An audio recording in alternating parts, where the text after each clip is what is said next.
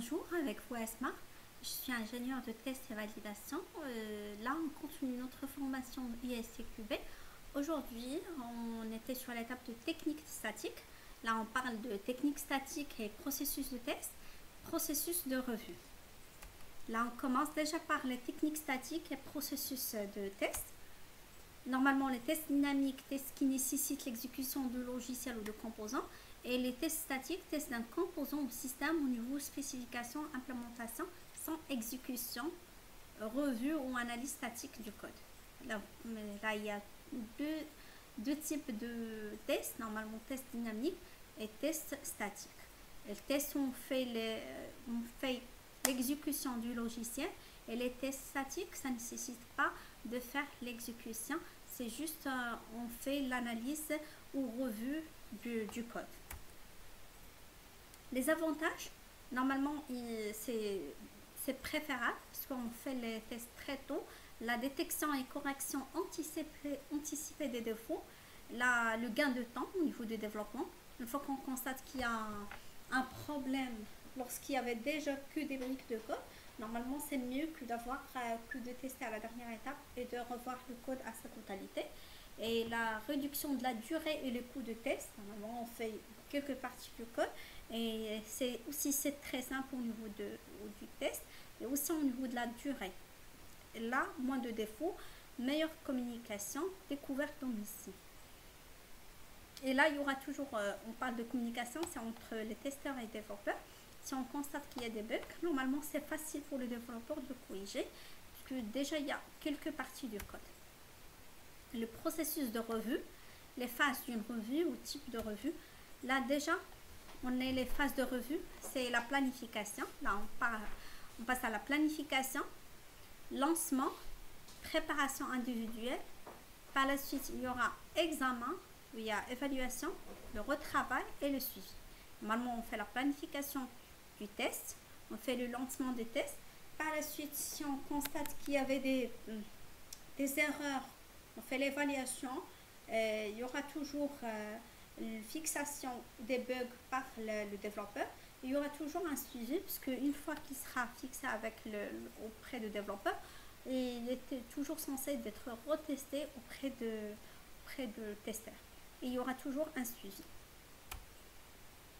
La planification, définir les critères de revue, choisir le personnel, allouer le rôle, sélectionner la partie du document à revoir. Normalement, ça, c'est le chef de projet qui fait la planification. Comme ça, c'est lui qui va déjà affecter les tâches au personnel, et chacun son rôle au niveau des tests.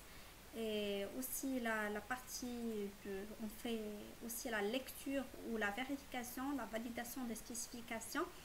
Par la suite, le lancement, c'est de distribuer les documents, expliquer les objectifs, le processus et les équipements et les documents aux participants.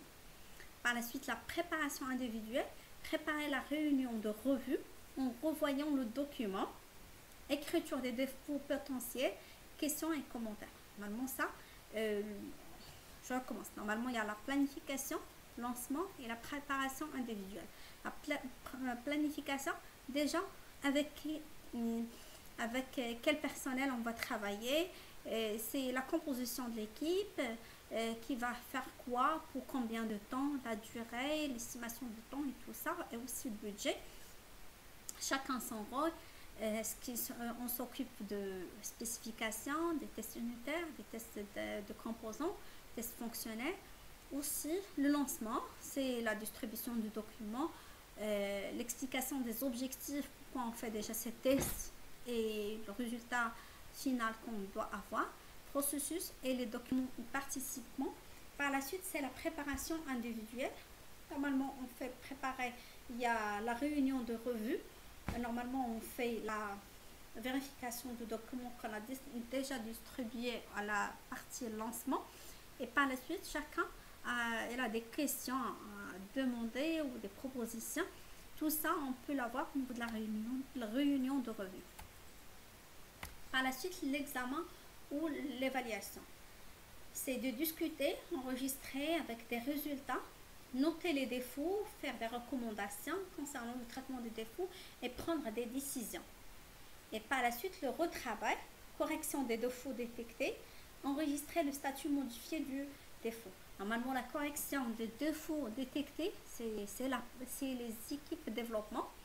Enregistrer le statut modifié du défaut, normalement, c'est pour mentionner, parce qu'effectivement, là, il y avait, par exemple, il y a un logiciel qui s'appelle Jira.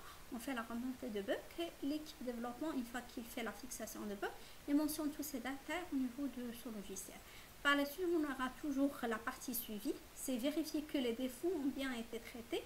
Une fois qu'on a, par exemple, mentionné auprès de l'équipe développement sur cette partie qu'ils ont fixé le bug, corriger tous les défauts détectés, le testeur, il doit revérifier à nouveau. Les rôles et responsabilités. Normalement, manager, c'est lui qui décide des revues, alloue le temps dans la planification du projet et détermine à la fin les objectifs atteints. Le modérateur dirige de la revue. Les auteurs, ce sont les équipes dev et testeurs. Les réviseurs, vérificateurs, inspecteurs, ce sont des individus qui ont une culture technique ou métier spécifique. Normalement, c'est eux qui doivent aussi vérifier, faire des inspections au niveau du code ou aussi au niveau de la fonctionnalité de l'application. Script documente tous les aspects, problèmes et points ouverts identifiés dans la réunion. Hein, là, type de revue informelle, normalement dirigée par aussi les caractéristiques. Relecture technique, dirigée par l'auteur. Là, on a donné ici chacun les rôles et les responsabilités.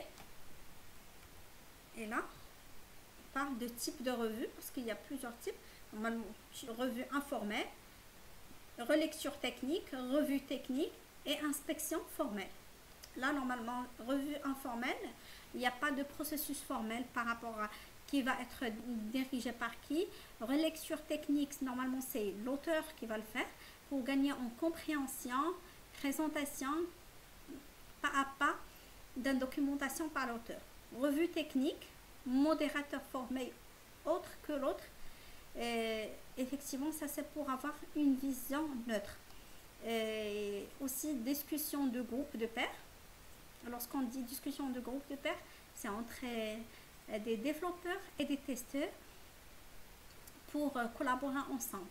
Inspection formelle, c'est modérateur formé autre que l'auteur impérativement. Utilisation des règles, des checklists, critères d'entrée et de sortie inclus des métriques. Là, on fait l'utilisation. Je vais vous montrer prochaine vidéo un exemple de checklist. Normalement, c'est ou des cas de test. Normalement, les cas de test, il y a la description du cas de test, il y a le résultat obtenu, qu'est-ce qu'on veut avoir, le résultat attendu et le résultat obtenu.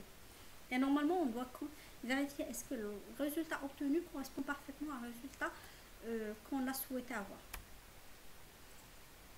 Là, les tests, catégorie des techniques de test et par la suite les techniques basées sur les spécifications boîte noire. Là, on va le parler sur la prochaine vidéo. N'hésitez pas de laisser des commentaires si vous avez des questions. Et partagez la vidéo si vous avez aimé la vidéo et les contenus. N'hésitez pas à le partager avec vos amis. Merci beaucoup et à la prochaine.